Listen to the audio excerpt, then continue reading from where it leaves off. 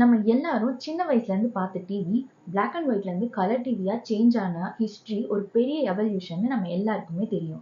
But ஒவ்வொரு நாடும் அதை எப்படி டிஃப்ரெண்ட்டாக பண்ணாங்கன்னு உங்களுக்கு தெரியுமா?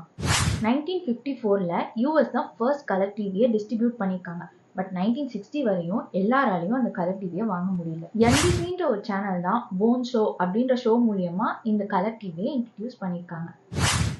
நெக்ஸ்ட் யூகே 1967 பிபிசி 2ன்ற சேனல்ல டெலிகாஸ்ட் ஆகிற டென்னிஸ் மேட்ச் மூலியமா தான் இந்த கலர் டிவியை இன்ட்ரடியூஸ் பண்ணியிருக்காங்க.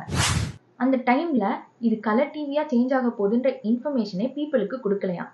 யோசிச்சு பாருங்க, டென்னிஸ் மேட்ச் பார்த்துட்டு இருக்கும் போது சடனா பிளாக் அண்ட் ஒயிட்ல இருந்து கலரா சேஞ்ச் ஆகுதுன்னா அங்க இருக்க சில்ட்ரன்ஸ்க்கும் அங்க இருக்க யங்ஸ்டர்ஸும் எப்படி ஃபீல் ஆயிருக்கும், எவ்வளவு எக்ஸைட் ஆயிருப்பாங்கல்ல.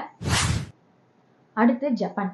அங்கேயும் 1960ஸ்லயே கலர் டிவியை டெலிகாஸ்ட் பண்ண ஆரம்பிச்சிட்டாங்களாம். 1970ஸ்லாம் எல்லாருமே வாங்கி யூஸ் பண்ண ஆரம்பிச்சாங்களாம். இன்னொன்று தெரியுமா, அந்த டைம்ல வேர்ல்ட்லயே தரமான கலர் டிவியை மேனுஃபேக்சர் பண்ணது நம்ம ஜப்பான்காரங்க.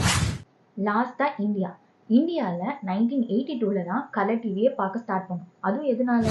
அப்போ நடந்த ஏஷியன் கேம்ஸ் எல்லாம் தூர்தர்ஷன் சேனல்ல டெலிகாஸ்ட் ஆச்சு. இல்லைன்னா இன்னமும் லேட் ஆயிருக்குமா. இது என்னடா விஷயம்னு கூட நீங்க நினைக்கலாம். ஆனா அந்த காலத்துல நடந்த பெரிய எவல்யூஷன்ல இதுவும் ஒண்ணு. டிவியோட மார்க்கெட்டு வேற லெவல் பீக் அடைஞ்ச டைம் அது.